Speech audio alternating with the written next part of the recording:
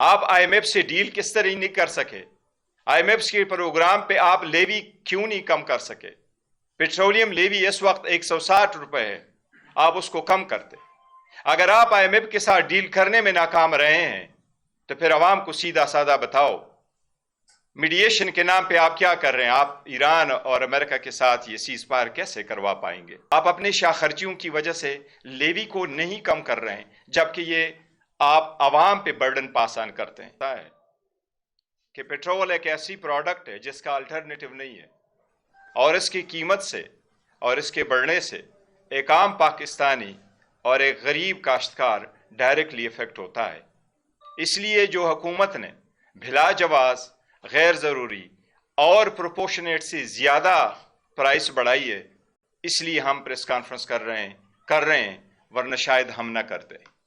سب سے پہلی بات تو یہ ہے کہ اس میں کوئی شک نہیں ہے کہ ایران کی جنگ سے دنیا میں پرائسز میں رد و بدل ہوا ہے۔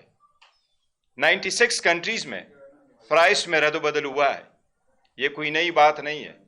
لیکن پاکستان ویتنام کے بعد پہلا ملک ہے جس میں سب سے زیادہ پرائس میں انکریز ہوئی ہے۔ ویتنام میں 50% ہوا ہے۔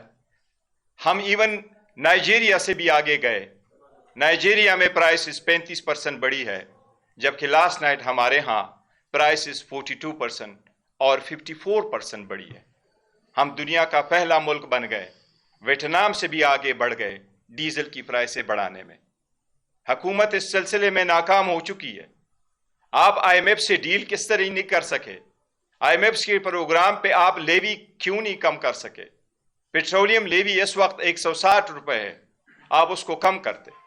اگر آپ آئی ایم ایف کے ساتھ ڈیل کرنے میں ناکام رہے ہیں تو پھر عوام کو سیدھا سادہ بتاؤ، میڈیشن کے نام پہ آپ کیا کر رہے ہیں؟ آپ ایران اور امریکہ کے ساتھ یہ سیز فائر کیسے کروا پائیں گے؟ اور اس پہ آپ نے اعتماد میں لیا بھی نہیں ہے پارلیمان کو۔ یہ اس بات کی ضرورت ہے کہ حکومت کنسالیڈیشن نہیں کر سکی، کنزرویشن نہیں کر سکی، موبیلٹی مینجمنٹ نہیں کر سکی۔ آلریڈی آپ کہہ چکے ہیں کہ 4 دن ہفتے میں کام ہوگا، زوم کی وجہ سے آپ 50% ورک لوڈ ختم کرا چکے ہیں۔ پھر آپ کی لاسٹ منتھ میں آئل مارکیٹنگ کمپنی کی سیل 19% کیوں زیادہ ہوئی ہے اس سے پہلے والے مہینے میں، جبکہ سب کچھ بند تھا؟ آپ ہورڈنگ، سمگلنگ اور وہ لوگ جو ذخیرہ اندوزی کر رہے ہیں ان کو آپ نہیں روک سکے۔ آپ اپنے شاہ خرچیوں کی وجہ سے لیوی کو نہیں کم کر رہے ہیں، جبکہ یہ آپ عوام پہ برڈن پاس آن کرتے ہیں۔ میں ان کو کہوں گا کہ سری لنکا، افغانستان میں بھی 7% پرائس بڑھی ہے، جبکہ آپ 50% سے آگے بڑھ گئے۔ اور سب سے پہلے میں ان کو مثال دوں گا کہ ہمارے دشمنی صحیح، لیکن ہمارا پڑوسی یہاں موجود ہے، پڑوسی ملک میں، وہاں انہوں نے اپنے جو ایکسائز ڈیوٹی لگی تھی اس کو 13 روپے سے 3 روپے پہ لے کے آئے تاکہ عوام پہ برڈن پاس آن نہ کر سکے۔ اور میں ان کو وہ بھی مثال دوں گا اپنے پڑوسی ملک کا، جو میں نام ان کا نہیں لینا چاہتا، اتنی ہمارے پاس ان کی دشمنی کہ میں نام مناسب نہیں سمجھتا۔ وہ ہمارا دشمن ملک، لیکن وہاں بھی اس پرائس کا برڈن آئل مارکیٹنگ کمپنیز نے شولڈر کیا۔ وہ آئل مارکیٹنگ کمپنی جو ہر مرتبہ یہ پرائس بڑھا کر کے، یہ قیمتیں بڑھا کر کے پرافٹ کما رہے، اس ملک نے یہ کیا کہ ہم آئل مارکیٹنگ کمپنی بھی اس برڈن کو شولڈر کریں گے۔ انہوں نے بھی کچھ پرائسز اپنے ذمہ لے لی، لیکن عوام کو پاس آن نہیں کیا۔